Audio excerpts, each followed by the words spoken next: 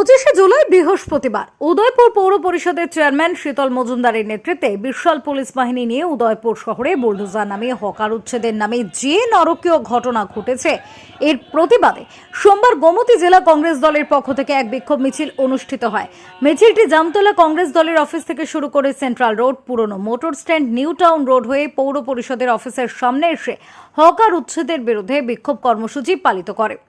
গোমতী জেলা কংগ্রেস দলের সভাপতি টিটন পাল সাংবাদিকদের সামনে বলেন, উদয়পুর শহর পরিষ্কারের নামে কয়েকদিন পর পর বুলডোজার নামিয়ে গরিব ব্যবসায়ীদের ওপর যেভাবে দমন পীড়নের ব্যবস্থা করছে এর বিরুদ্ধে বিক্ষোভ কর্মসূচি পালন করা হয়।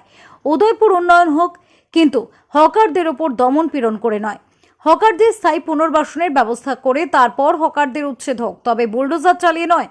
গত বৃহস্পতিবার হকার উচ্ছেদের নামে হকারদের যে ক্ষতি হয়েছে তার সমস্ত ক্ষতিপূরণের ব্যবস্থা করতে হবে উদয়পুর পৌর পরিষদকে, নতুবা আগামী দিনে আরো বৃহত্তর আন্দোলন গড়ে তোলা হবে বলে জানান টিটন পাল। শহরে ফুটপাতের মধ্যে অনেক গরিব অংশের মানুষ আছেন যারা ফুটপাতের দোকানদারি অবস্থা অনেকটা সমৃদ্ধি করছে, অর্থাৎ সংসার প্রতিপাদন করে। আমরা বিগত বহু বছর ধরে দেখছি যে উদয়পুর শহর এলাকার মধ্যে ফুটপাতে ব্যবসা করে অনেকেই বেঁচে পড়ে আছে।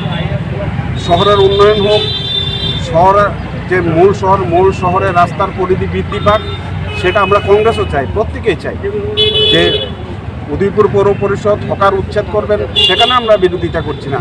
উচ্ছেদ করতেই পারেন, কারণ শহর উন্নয়নের জন্য, রাস্তার প্রস্থ বৃদ্ধির জন্য সেখানে হকারদের রাস্তার পাশে বসে দোকানদারি করতে দেওয়ার সুযোগ সেখানে উচিত নয়।